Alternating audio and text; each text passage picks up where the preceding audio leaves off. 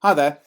When we're looking at the strategy a business takes towards its people, a distinction can often be made between what is known as soft and hard approaches to human resource management. So let's just spend a few minutes looking at the difference between these two approaches. A quick reminder about what HRM or human resource management is. On the screen there's quite a formal, though quite effective definition of what we mean by HRM. Essentially, it's all about the strategies that a business adopts in terms of how it approaches one part of the resources in the business, its people.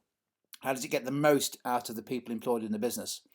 And it's quite a controversial topic in many respects because the approaches that businesses take to their staff are often in the news, particularly businesses that are accused of having perhaps an overly hard approach to HRM. A couple of examples on the screen there. So let's take a look at the two, and the essential difference is this. Hard approach, thinking of it as a hard-boiled egg as a way of reminding yourself. The hard approach simply treats employees as just another resource, in the same way that the business has fixed assets and stock, machinery and what have you. Employees are simply another resource of the business, and therefore the key objective of the hard approach is to get the most out of those resources in terms of their efficiency, in terms of their productivity. How do we make sure that we squeeze our employment resources to minimize their cost in the business? Compare and contrast that with the soft approach, the runny egg, if you like, which takes a different perspective. It basically says employees are not just another resource, they are the most important resource of the business and potentially a source of advantage over competition. So the soft approach considers questions like how the business gets the best out of the employees, how to get the right employees for the business, and how can they be developed and motivated and organized in order to help give the business a competitive edge. So that's the essential difference. And how does that manifest itself if we were looking at different organizations or different businesses? Well, the key features of a hard approach, as we've said, it's about seeing employees as just as another resource. It's all about efficiency, productivity, not necessarily investing a huge amount in the intangible asset of the people. So you typically see a business having fairly frequent changes in employees, hiring and firing fairly frequently. Relatively little communication, and certainly a motivation that is more focused on financial rewards, and perhaps in particular rewards such as piece rate and commissions and bonuses that are more linked to performance. Other features of hard approaches to HRM to look out for: if it's a tall organisational structure with a clearly defined hierarchy, if there's relatively little employee empowerment, if responsibility isn't delegated through the hierarchy. Those are key features of a hard approach to HRM. Compare and contrast with our soft approach, which, as we've said, potentially treats employees as a source of competitive advantage.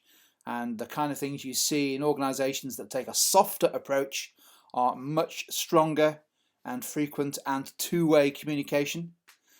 Pay, of course, important, but often linked to performance of the business as a whole rather than individuals. Much greater use of non-financial methods of motivation, including things like job responsibility, empowerment, delegation. You might link that to Hackman and Olban's theory of effective job design as a way of increasing job satisfaction. You also see businesses with a soft approach to HRM having relatively flat or flatter organisational structures than businesses with a hard approach, and a different leadership style. So in a hard approach, an autocratic leadership style might be most appropriate. In a business with a soft approach, the leadership style is typically much more democratic rather than autocratic. Is there an answer to the question which is better? Well, I guess it depends, doesn't it? It depends on the situation the business is in. So if you're making the case for a hard approach to HRM, you might argue that it focuses on productivity, on efficiency, and therefore, if you use your labour efficiently, you may have lower unit costs, therefore you're more competitive. And you might argue that's exactly what happens in some of those retail businesses we mentioned earlier. It may result in quicker decision making by senior managers. However, there are some downsides.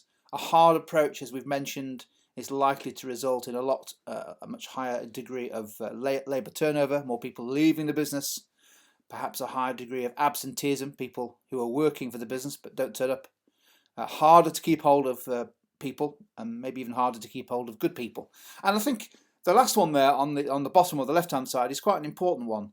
A hard approach, if it gets out into the public domain and customers see it as being a negative part of the business, that has potential damage to the business reputation.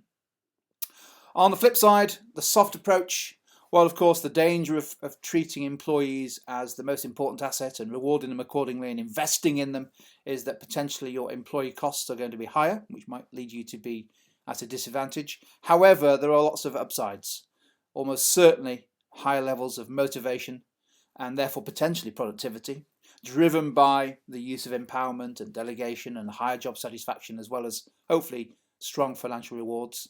And the flip side of not being hard, so lower absenteeism, lower labour turnover and higher employee retention. And to finish off with, a reputation for being great to work at is potentially a benefit to the business in terms of building the business's reputation and brand.